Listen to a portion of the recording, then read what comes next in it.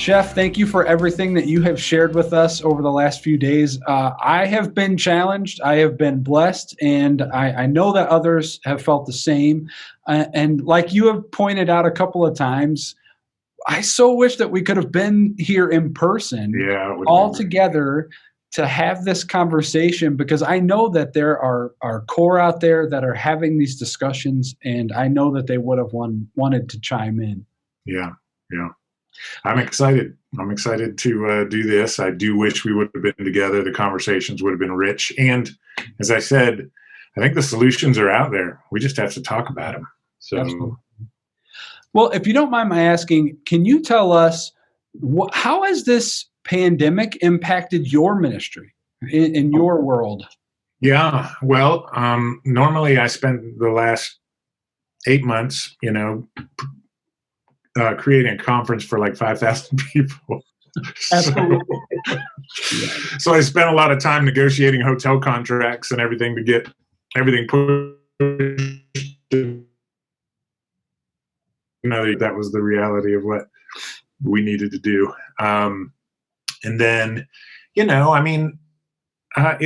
been. I love to be together. I think there's power in being together. There's no doubt about that. I think that's even a biblical idea. Physically together, I think matters. Digital together it's better than just by phone. So, the good news is we have some options. It is easier to meet people though. So I have found that I'm seeing and talking to more people on a daily basis, not wasting a lot of time on airplanes. And that's nice. Absolutely. So, but yeah, for me, that's basically been it. I mean, home and the kids being home as well. Learning to work from home with everybody home is but that's been the world's had to get used to that. So absolutely. I was going to say, I can totally relate to that. Absolutely. Yeah. So one of the first things that you point out for us is that youth ministry is one of burnout, right? It's not really a matter of kind of if, it's when, and how do you mitigate some of that. So I was going to ask, what have you done in your ministry to kind of prevent some of that, or if you've experienced it, walked through it and made it to the other side? Yeah. Yeah. I mean, I think I'm coming out of about a 5-year dip, honestly, that I think could be called burnout. And it makes me wonder if it's just something you can't avoid. And, I'm also 47. So is it a midlife thing or everything else? I do think I did have some things in place before I needed them that helped me a ton. And that was, I have a couple of guys groups where I call them my kind of last 10% groups, are my comrades. We talked about a little bit of people fuel on all of that. And I have 2 of them. I have one I've met with for many years who are just great friends. And we dip into the last 10% a lot, but for a lot of it, it's coffee and being together. And then at the beginning of last year, actually, it was actually November of the 18, I guess, or no, November of 19. I got a group of guys together that didn't know each other, that I knew they were the sort of people that could be comrades. And I asked them that I'm in this dip and I need the body of Christ. I need, I pursue Jesus spiritually, which is important.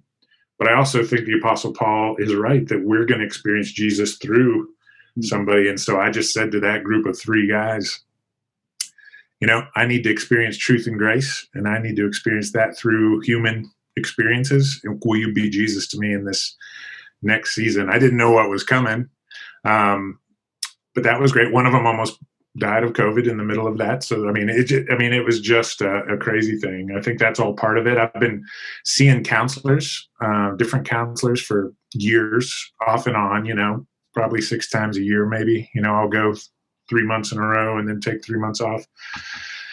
And that's been great and helpful. And I go to different ones. I just think counselors have different shape crowbars, I like to say, and they're, just trying to get someone to crack you open, especially when you're programmed like I am, systems boy versus emotions boy. Like someone that doesn't mean there's not emotions in there, Right. And so I need someone to help get that out. Let me think what else. Trying to keep my primary relationships primary.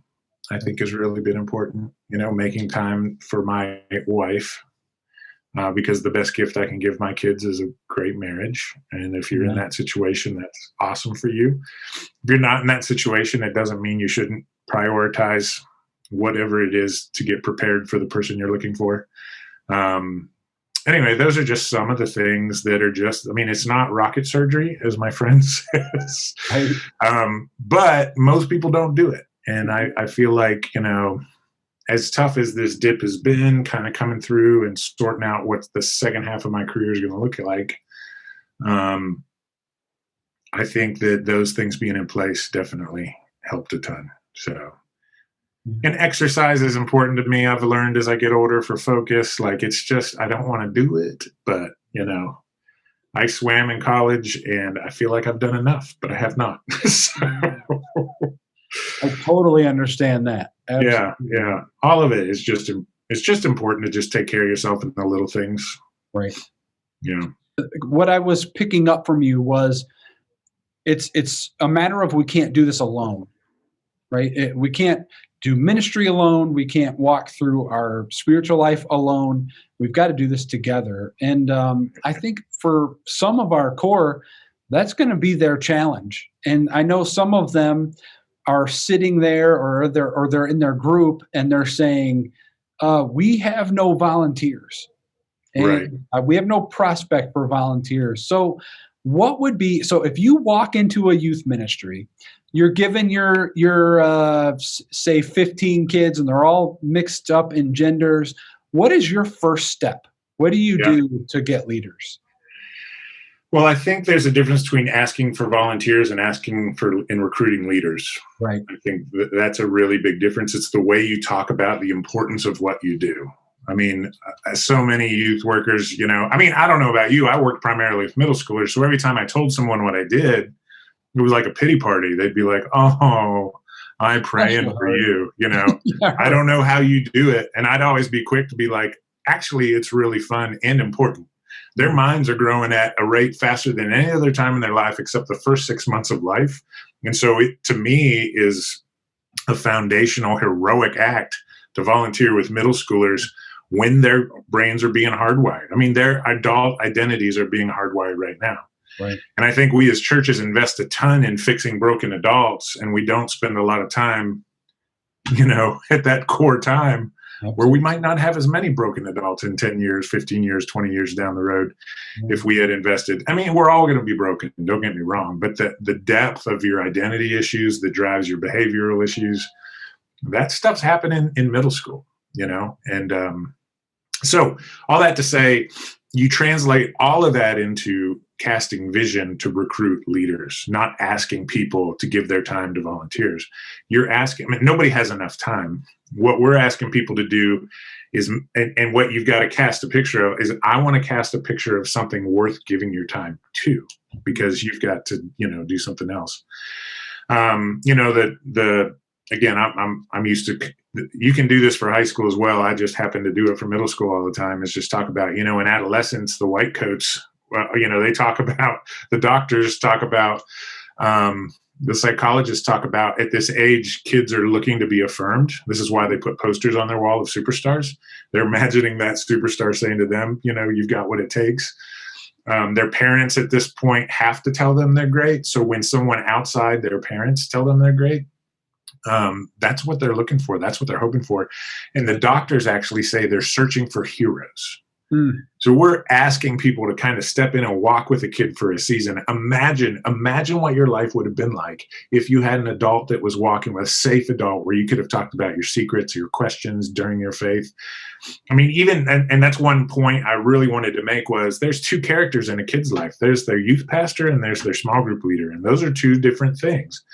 And there are people who are gifted enough to do this, but there's not as many as you think there are, that they could do both. But I think we owe kids both of those characters in their lives, I think that's really important. You have an authority, you have someone to go to of faith, but you also have this person who's further ahead of me, but walking with me. Wow. And I think that's just an important developmental thing. So again, all of that can be transferred from, hey, can you give me, if their first question is, how much time do I have to give you? We've casted our vision wrong. Sure. So often, in my orientation, one of my favorite things to say, I don't think I said this in the training. Maybe I did. One of my favorite things to say, I say it so much, I just can't keep but I love to say, hey, this job is not for everybody. This job is not for everybody. And the right people go, oh, tell me about this job. Because I don't want to give my time that anybody could do. I want to give my time to something that God has gifted me to do. And as you give them responsibility, this is something I had to learn. The more responsibility you give them, the more they feel the weight of what God's entrusted them with, and the more their heart comes alive. I mean, it's like, oh my gosh, you want me to do what? Oh, but then it's like, what we're trying to do is have volunteers who are lying in bed Sunday morning or Saturday night or Saturday, whenever your program is, Sunday night, and they hear the rain there on the ceiling, and it's just the perfect spot, and I'm warm. And they're like, I can't miss. Somebody's going to miss something if I don't show up. If they feel like they can miss, same with kids. Kids walk away from programs, not from people, So, I need to go this Sunday because Mr. Chef's going to miss me, or Mr. Chef's going to be mad at me, whatever it is. Those are the sorts of things. But again, we're casting vision to being a character in a kid's life, a hero in a kid's life, not passing out donuts. Although that may very well be the case. Then you got to get really good at casting vision as to why the donuts are so important to be passed out. Right. But I don't even need to make that up, because it is so important that the donuts are passed out, Like, I can imagine talking to a 16-year-old saying, bro, I need you to get up early and stop by the donut shop and pick up these donuts. And here's the thing. Like, if you don't pull that off, it's not going to go well for the ministry, Nobody's getting donuts. Yeah, that's right. That's right. So I think what I really appreciated too, kind of leading into your most redemptive to-dos. Yeah. What I really liked about that is it's a challenge for us to really, like you said, cast a vision for the right type of leader and the person who is not only equipped but has a heart for reaching kids. Right. Because sometimes I think we get into this trap of like, oh, well, you're a living, breathing human being. You can do this. Please come in here. And does it fill the quota of people that you need to be there? I suppose, but you're not accomplishing anything. Right. Yeah. Well, and it just depends. Let's go back to the most redemptive to-dos. If that's the most important thing we do, one of the worst things we could do is recruit the wrong person who stays here for 6 months to a year and then bails.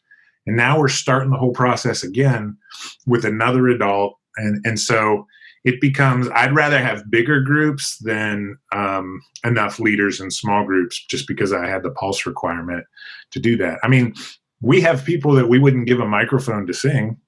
Right. Because they're not gifted to do that. And leading a group is much, it's a complicated business, and it is a gifting. And people are gifted for different ages. You know what I mean? I mean, some people are gifted for middle school who wouldn't be great at high school. And some people are gifted for little kids. Some people are gifted across the board. But it's a gifting sort of thing. So you have to treat it like I'm hiring someone for a job, not filling spots, you know? Yeah. And I think the trouble is there are many people who can't sing who are more than willing to sing, right? And there are many people who really shouldn't be leading who are more than willing to step into that place. Well, that's in my church context, I would find outside speakers, and strategically the way I would rotate speakers, because I wanted the small group leader to be the consistent relationship. I could find people to speak all day long that wanted to speak, and they would do it for free, because, look, I got my shot at it. So I had to be really discerning and careful about who I allowed, but there was a long line of folks. When I turned to the line of people who wanted to sit in the crowd with the kids, it was a much shorter line. Right. But that's just the reality of it. You're right. Anybody, not anybody, but it's amazing who thinks they can sing. Absolutely. Absolutely. One of the things that I liked about your redemptive to-dos was really kind of a shift in who are you programming for, right? From the leadership level, who are you really investing in? And it's really this, correct me if I'm wrong, it's really this idea of from the leadership position, you're investing in your leaders who are then investing in the kids. And it's really a different, I think, a different action plan than we're used to, certainly here in the Army. Right. Well, and you're not unique. This idea snaps people's heads back all the time, that the target of your talk is the kids. Mm-hmm. The beneficiary of your talk is the leaders. Right. It's almost like you're running the football down the field and you're going to hand it off to them, at the 5 and say, go score. The win at the end of the day is for a kid to go home and say, you're not going to believe what my small group leader said today. Right. The beauty of that model is I can handle the biblical truth. I'm theologically trained. I can make sure that part's explained well. But the hard part about that is, as a speaker, it's all the things that I want to say, because I want the kids to be like, how does he know me so well? Right. Well, I've got to give that to the small group leader, Mm-hmm. And the cool part about that is you can talk to a wide range of kids. If you've got 20 kids in your youth ministry between 6th and 12th grade, well, there's different conversations for a 6th grade boy and 11th grade girl. And so however you break those up, maybe it's 2 or 3 kids per whatever, you can talk about being a 6th grader and talk about being an 11th grader, but still take that biblical truth and wrap it around their identity. But yeah, it's a different approach for sure. And it just changes a little bit. Like, I think if you didn't know that was our approach and you walked into the back of the room and judged me as a communicator, you might think, he missed the best parts. Right. He didn't land the plane. No, I built the tension. I handled the biblical truth. And then, I tell speakers all the time, the win for a speaker is that the kids hit small group and the small group leader doesn't even have to read the first question because you've queued them up. Right. Yeah. And that first question is important for the communicator to know, so they know what they're headed towards, and they also don't overdo it. Because the last thing you want to do is send a poor volunteer into the room with, let's be honest, your groups are going to be too big. You're never going to have enough leaders. That's just the reality of ministry. We're going to keep chipping away at it. Mm-hmm. But you send them in the room with too many kids and they have nothing to do but review. That's no fun. So right. Absolutely, we want to make sure that we've set the leader up and we've left some meat on the bone for them to, figure out. So, and what's interesting too is this is a shift from I tweeted this last night because it came to mind whenever I was listening to what you're saying is that youth ministry is not a program, it's a process. And it's a process of discipleship. And that's what your most redemptive to-dos are. I mean, it's a list of, this is how we disciple and how we bring kids along and leaders along. Right. Yeah. No, it is exactly that. And again, relational discipleship is a redundant term to me, because discipleship is walking with kids through life, teaching that what Jesus taught, us. We're talking about those teachings. We don't just talk about them once. You talk about them over and over again, and they mean different things as you're growing up. I mean, it's part of what it takes to create a healthy, incredible adult faith in a kid, and that they're going to wrestle with questions. They're going to wrestle with doubt. I mean, it's just part of it. But I am that relational anchor. The truth is the most important thing, but they're not going to hear it from just anybody. They're going to hear it from that relational adult they've got. That they're connected with, the ones they feel safe enough with to ask those hard questions to. The other thing the most redemptive to-do list does for us is basically I can rationalize any decision to do anything for the sake of the kids. I mean, anything's a great idea, right? Well, we should, every time there's a tragedy, we should create a focus group for this. And, if you're just listening to the parents and them saying what it is you do, what it is you don't do, you're going to just keep doing these to-dos over and over and over again. Right. And you're going to run yourself into the ground. The most redemptive to-dos keep us focused. And it's not that we're not going to do anything outside here. We're just not going to do anything outside here accidentally. Meaning someone's going to raise their hand and go, yeah, but that's not what we do. Okay, that's true. So maybe we won't do it, but maybe we will. And if we do, we're going to say, we'll give this a shot for a little bit. If it doesn't work, it's out, and we're going to stay focused on these things, because what we do is important, and everything can seem important, and we can't do everything. So how do you stay focused on the most important or the most redemptive, which is how that that name came up. That's great. It always makes me giggle when I say it because I think, man, what a religious term that seems like. But Well, I think it's true in multiple senses, right? Like it's most redemptive for the kids for sure, but it's the most redemptive for our effort, right? Like it's redeeming the effort that we're giving rather than just spinning our wheels constantly yeah, and trying to tackle everything at the same time. yeah, you have to treat yourself like a high-paid executive and Right. ask yourself the question: is this worth my time? Is this my best and highest use right now? Hmm. And the answer to that is often nope, which means you've got to say no to things, and you've got to decide what not to do as much as you decide what to do. And then when you decide to do something new, you have to remember to add, we're not the US government. We can't just keep packing on programs, We've got to decide what not to do. It's just, again, it's a burnout ministry. And unless you have that community to help spread out the load, that community that's going to raise their hand and go, why are we doing that again? Because, it's when you're busy working in it, you very rarely get time to step back and work on it. Which may be back to, I think, where we started, or maybe it was before we started, maybe the big opportunity of COVID was that we've had a year to work on our ministries because it wouldn't allow us to work in them. It'll be interesting to see what comes out the other side of this. Absolutely. Yeah. Absolutely. And I think what is probably one of the most important things today because of COVID, and I think one of the more difficult things of the list that you gave us is really the parents, right? It's engaging parents.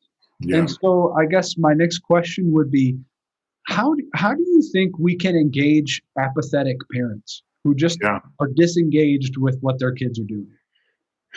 Well, again, I think I talked about in the video, again, it's something I say all the time, but the 20-60-20 rule, I talked about that, didn't I? Mm-hmm. You can't grade yourself on 100% of parents because 20-25% of them are they just don't want to hear it. They're busy. Right. And it may be not that they just don't want to hear it, it's that they're busy, or and then 20% are going to do everything that you say, and it's really that middle 60% that you're trying to figure out ways to engage them. And that's where I want you to start thinking creatively about, how do I go to them? I mean, all of us learn the lesson to print a flyer and give it to a kid to take home. And then you lose it on the van on the way. Yeah, and then you printed 25 and there's 24 lying on the floor afterwards. And you're like, well, okay, that didn't work. Well, then don't do it again. That doesn't work, Right. And so I loved the bit of advice the one small group leader gave was she texts parents individually, not on a thread. She copies and pastes, but the point is she's texting each family individually. Okay, and if you see a group text, you read it and you stop. If you see an individual text, you read it and you reply, thanks so much, or, hey, I had a question. And so now she's going to where they really are. One of the, couple points about parents where you have to focus at transitions and you have to focus at pain points. So transitions are elementary to middle to high school, depending on your school system around there. They're scared about their next step. That's a great time to engage them and give them a next step. I remember we did a meeting, and it caught me by surprise because we always did a meeting for 5th grade parents as they were coming to middle school, and it was very well attended because they were scared to death of them coming to middle school. And then I wanted to talk about mission trips, and so in the subject line of the email, it said, your baby's going to be in high school in 6 months. Come to this meeting. Well, like 80% of the parents showed up. And I tripped over this. Oh, they're more scared of them going to high school than they were of them going to middle school. Wow. And this was that's a great time to kind of grab them by the face. Now, here's the problem. You can't have a list of 20 things. You get to say 3 things to a parent per meeting. And you have to decide what those 3 things are. And so I'd recommend, and maybe this could be fun to do, is like you look over if you have them from 6th to 12th grade or from, 9th to 12th grade, whether you're looking at 7 years or 4 years, what are the messages I need to tell parents along the way based on grade, based on this is what 11th graders do, based on, prom's coming. I mean, those are the sorts of things that we have to do ministry around. and then figure out when you're going to say them and how you're going to say them, and figure out how many times you're going to meet. And we did that one time and just asked the question, was like, when do we have the parents' attention? And it was the pain points. The other one was registration, for whatever reason. When we did camps, when you're dropping your kid off, we have the parent and the kids in the room at the same time. And so we started to do, again, this is a big church thing, but you could still utilize it, is what is that parent piece you're going to hand to the parent? Because that's one of the few times you get face-to-face time. Right. Going on the ski trip, going on the whatever, that you're going to hand them with no more than 3 bits of information about what's coming up. But you've got to keep it simple. You've got to keep it clear. The other time is the pain points. I think one of the biggest opportunities churches have to help parents is with cell phones. It's just one of the number one issues that parents are facing today. And there's very little great content out there about cell phone use and how you help somebody with a cell phone. But I think just bringing it in and sharing tips about, this or that, that's all pretty helpful stuff. Not that you want to listen to it, but I have a ton of content out there on a podcast called Birds on a Wire, which is a mom's podcast. But I talk specifically about like top 7 or 8 cell phone ideas for giving your kid a phone. Sure. I just think we as churches should corner the market on helping parents with cell phones, and we will get there. We will have their attention. And while we have their attention, 2 or 3 things about what's coming up and how to keep you involved. So that's a great idea. I kind of think the 3 things or less is a great idea for every email and meeting I do. Every single one. Like people don't read word walls anymore. And if you do write a word wall, write it like a newspaper with headlines, because people are going to scan it. Nobody reads an email. They're going to scan it and they're going to dive in. So think about it that way. That's for sure. So kind of shifting focus a little bit. In the Army, we tend to be kind of a doing organization. That's what we do best, is we do stuff. So that being said, we can tend to become kind of programmatically focused. How do you think we can shift our focus from a program one to a discipleship model? Oh, well, I mean, the 4 redemptive to-dos help you do that. That's one thing. It's a hard shift. I mean, I think we decided we wanted to be a small groups ministry, and it probably took us, or relationally based or programming based. And then it took us 7 or 8 years to realize, we're still doing a program based, and we're just calling, Sunday school small groups. Yeah. A couple of the big moments that for us was, I remember we kind of had this serious meeting where it was like, is this working? And we were like, it's not working the way. Relational ministry is hard. It's going to take you years of work, right? And we made the decision that day that we needed 2 adults in every small group, because we were having groups mixed every Sunday because a leader couldn't be here.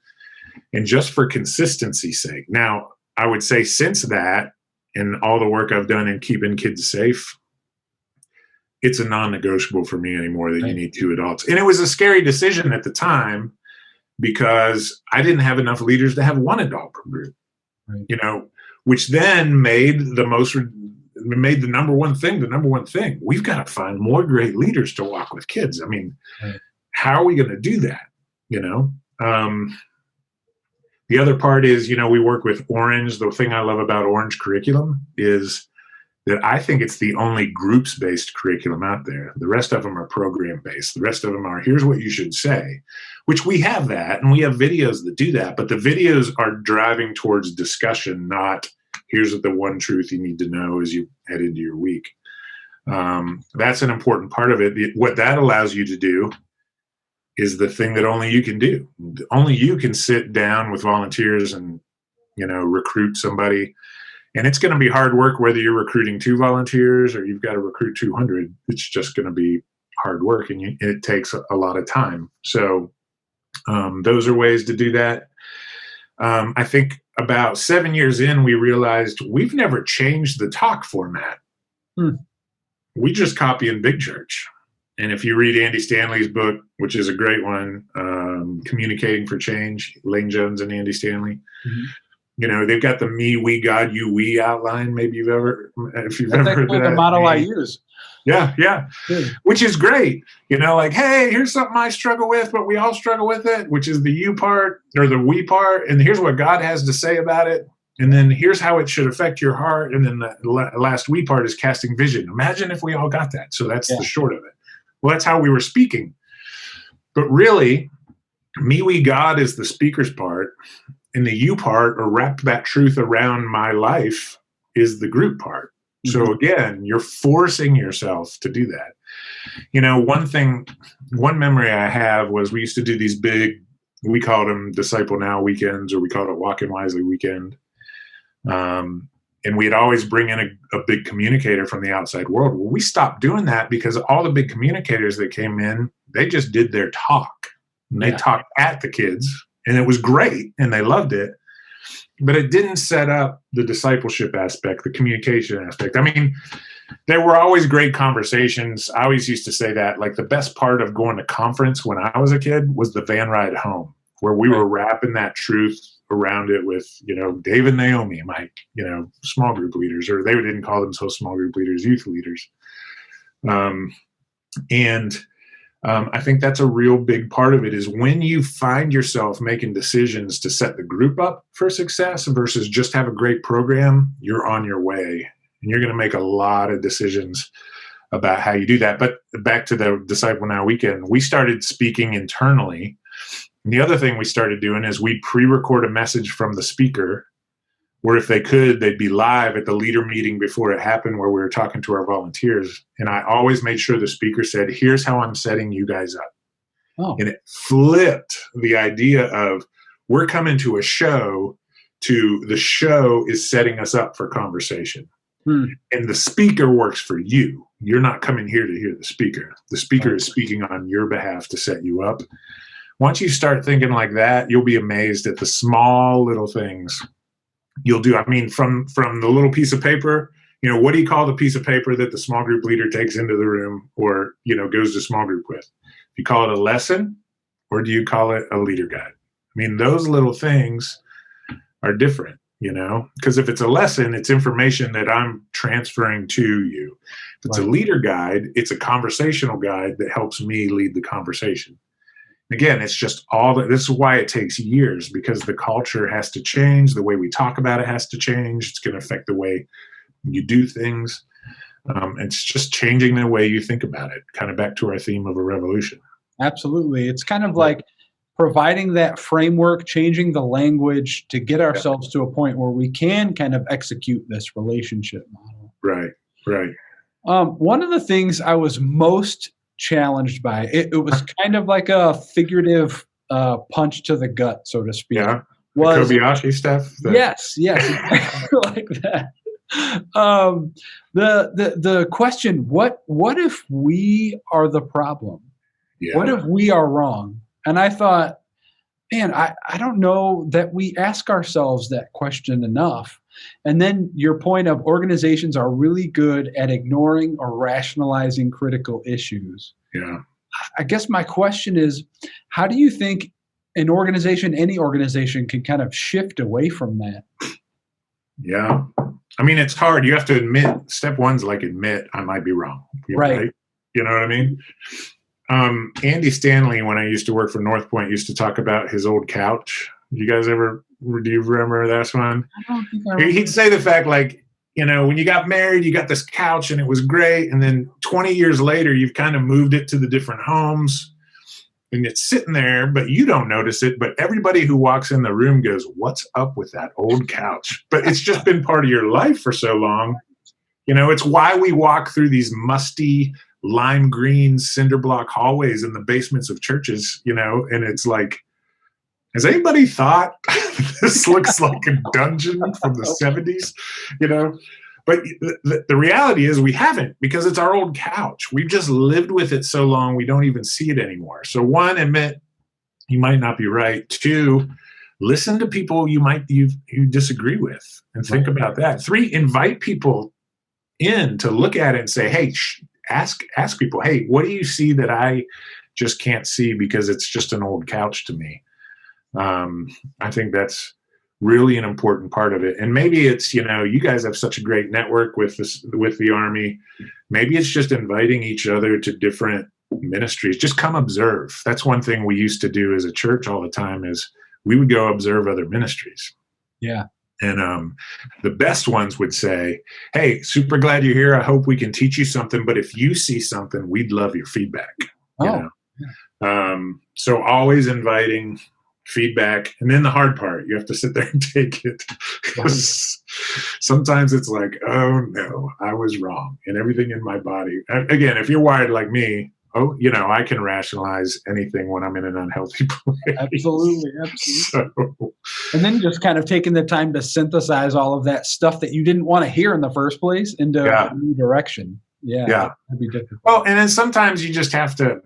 Sometimes it takes a change like COVID to get us to see it, or it takes a change like COVID to get us to actually change. I mean, if we go back to the Jim Rayburn stuff and him going, away from the church to go after the students, basically he had to do it outside of the system. Right. And then the system went, oh, that works. And then it became the modern era of what we get to do. So that there needs to be someone who's focused on adolescence, and the church needs to think about having a place that adolescents will come to. Right. I think one of the things I've heard recently too is a crisis doesn't change things. A crisis accelerates change that was already going to happen. And I think that's kind of where we are, at least from my perspective. Yeah. We're running short on time. I know your time's valuable, so I want to make sure that. Well, I'm having a blast. So I just wanted to touch on how the idea of us being a safe place. Yeah. That was a difficult, like you pointed out, that's a heavy point of the teaching. And I suppose as we think about all these issues, what I really liked that you pointed out was you weren't saying, I'm giving you the answer. You're saying we at least need to be open to hear them, to have the conversations. Right. And I guess my question for you is, in your opinion, it's a bit of a softball, I think, but maybe not. Is it better to ask questions or have answers as being on the other end of that? Yeah. I think it is a tough one in the church. Two big statements come to mind here that I've learned from other people is, don't let your theology stand in the way of your ministry. Jesus never would have done that. And then I have to ask myself, do I want to make a point or do I want to make a difference? Do I want to make a point or do I want to make a difference?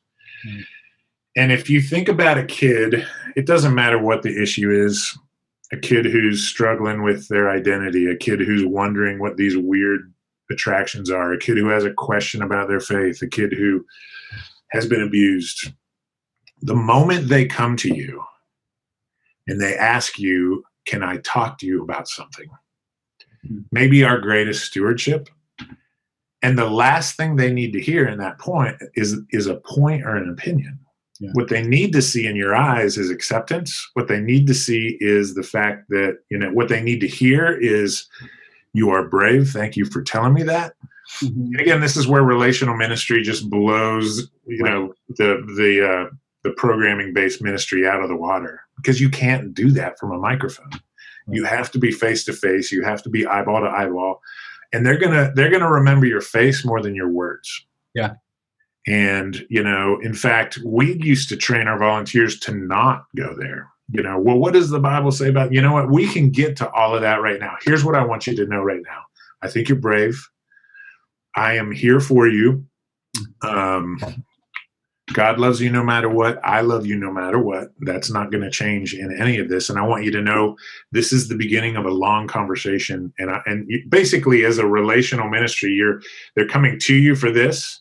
Again, back to those two characters, that gives the small group leader the opportunity to turn, lock arms, and walk beside the kid.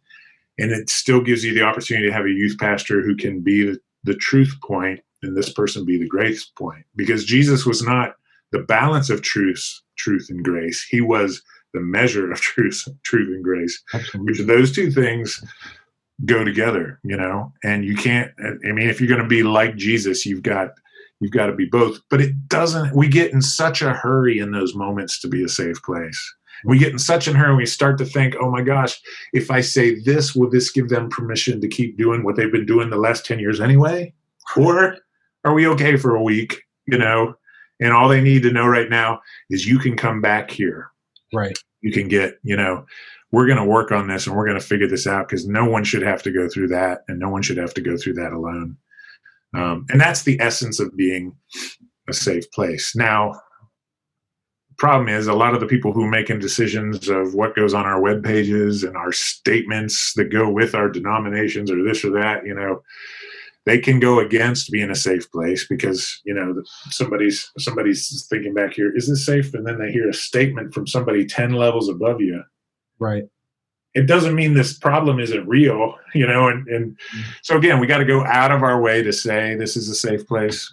And then we've got to model it, and every time a kid, it'll just pick up pace. If a kid is responded well to with a hard question, you can expect the next hard question even sooner, and so on and so on and so on, because as you prove you're safe, you're going to end up with it. And great ministries have tons of counseling referrals. Right. Because, those stats are insane. Half of kids hurt themselves. Half of kids are going to experience some sort of sexual abuse. It's just astounding. And if you're not doing counseling referrals or not finding people, it just means that they're not safe. It's not a safe enough place for them to bring it up. And we've got to go out of our ways. Some of us will lose our jobs over it, to be honest, in the church system. But we have got to be safe people for students. Right. So, and I think it's kind of, when you talk about those stats, it's almost a terrifying prospect that they don't share this stuff with us. That's right. Who's helping them through this? And if no one, right? Gosh, that's heartbreaking. Heartbreaking. That's the perfect word for that. It's heartbreaking. Yeah. And we're the body of Christ. And the body of Christ should be the safest place to come and say everything. I mean, we know, we've got a high priest, right? We can approach boldly. Absolutely. And we've got to be that, So I was just watching a clip from that show, The Chosen. I don't know if you've watched it. I haven't, no. But it's a free show, totally online. It's about the life of Christ, and they show the woman at the well, and she says to Jesus, "But you know everything that I've done wrong. You know all my mistakes." And he said, "Yeah, I'm still calling you to follow me." Yeah. No, the woman at the well is the perfect picture. I mean, the fact that she's there in the middle of the day, which nobody goes in the middle of the day unless they're trying to avoid people, She's a Samaritan on top of that. And here's Jesus walking through Samaria. Yeah. And then he confronts her with truth. But the way he did it, the grace, you can't read the look in his eyes, right? Right. But it clearly was a safe place for her to say that and her to run back to the village, I mean, it's astounding. And that should be, again, this is why I think the bullseye for ministry of the future, the bullseye, especially with this culture, here's the best part. I spent the first half of my ministry trying to convince kids they should be in group and do community and be transparent with each other. I think this culture just says, everybody should be in group and everybody should be transparent and everybody should be fine with each other's stuff, which gets complicated. But at the end of the day, what an opportunity we have to give them, true community, Christian community that's going to help them develop this, awesome adult faith. And it's such an opportunity. And that's I think we should all read The Woman at the Well and just marvel at it. I mean, it must have been a scene. It's crazy. Just the way they dramatize that in that show, you should check it out. I want to now that you've said that. It's very good. But yeah, that idea of this is who Jesus is. He welcomes with grace, and certainly he's not saying that everything's laissez-faire, everything's fine, but that doesn't change his openness to those of us who need to come to him, which is all of us. So. Right. And building a community is so important, and I think also equally challenging today. So I have another question for you. Do you think that digital connection can be as effective as personal, physical connection? No, but that being said, digital connections are only choice with some of our kids. Right. You know, so it is the next best thing. I do feel like there's nothing like sitting in someone's presence. It's why when something terrible happens, we'll go sit and not say a word in someone's living room for 2-3 hours. Right. Because it's the power of presence. Mm-hmm. And it's, the ministry of presence in a lot of ways. I've heard it described just that this person would come draw near to me in this time is an important ministry. And again, you're going to feel the more intimate the connection in those moments when you need the experience of truth and grace, you just want to dial up everything you possibly can. And the best way to do that is physical presence. Mm-hmm. That being said, I think one of the best things that's going to come out of this transition is that kids we haven't been physically present with for years, we now have the opportunity to be somewhat present with. Right. Because it was either physical presence or nothing. I think it needs to be, we're going to take what we can get when it comes to connection, because we're a character in a kid's story. And when they're ready to come back and turn back to God, whether they're on the run or not, we'll be ready for them, and we're still connected, Absolutely. And it allows us to chase kids, which I think is part of youth ministry as well. We need to chase kids because they're going to run. It's part of what's happening. Right. I think, what if, here's just one more question just to think about. What if adolescence and the craziness of middle school isn't the result of the fall, but was the plan God had all the time for it? Yeah. As kids are struggling to figure out their identity and where they are personally and how they that, maybe this is just part of the process, because faith is a real thing. It's not just knowing stuff. Right. It's coming to grips and believing something, even though it's hard. And I think we should be careful not to dismiss that process. Some kids are going to run. Right. They're never not going to appreciate you chasing them. I mean, at some point they're going to, you know what? That guy kept calling, I mean, they may tell you in the moment they don't want it, but there's no chance they're going to get to adulthood and not say, that person cared for me, they chased me down. Right. And that person's connected to the church, and maybe it's time to go back. So I just think that's part of youth ministry, and that the digital world will give us the opportunity to chase kids even more and follow them. Yeah. I mean, I love the idea of the Victory Lap, their first year of college. I mean, oh my gosh, what a great idea. It's our mac and cheese. Yeah, there you go. All right, I just have one more question for you, Shef. Yeah. What do you wish you knew about youth ministry at the beginning that you know now? What do I wish I knew about youth ministry at the beginning? Oh, it's a good question.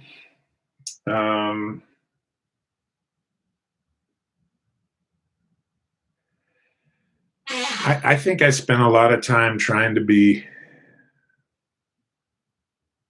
I think it's what we've talked about. I spent a lot of time with programming, trying to be a great speaker, and those are all important. But the point of it, students appreciate you because you pursue them and because you're real. Like, they can smell a rat in a second, And if you will affirm kids starting in middle school and then turn to mobilizing them to become the church through high school, it's just not that hard. You just have to mean it, And so just mean it, Just realize I'm a character in a kid's faith. I'm not the Holy Spirit. I'm not 100% responsible. And for this kid, I'm just a tiny part. For this kid, I'm a bigger part. But I'm just going to do my best to show up every day and mean it. So, be real, right? Yeah, 100%. Yeah. Well, thank you, Chef, so much for all of your words over these last couple of days. Thank you for this time that we've had Yeah, together. I really appreciate everything you've done for us. And we have a lot of work to do, yeah. but we're just getting started, and we're so happy to be on the journey. Well, I think you guys are doing a great job. I get to see the wide range of churches, so I want you to be encouraged that you're having these conversations, the things you've done when it comes to creating a safe place. I think you're ahead of the curve, but keep running and stay out front, and we'll figure it out as we go. And let me know if I can help in any way. I'd be happy to. We definitely will. Thanks All right. again. You bet.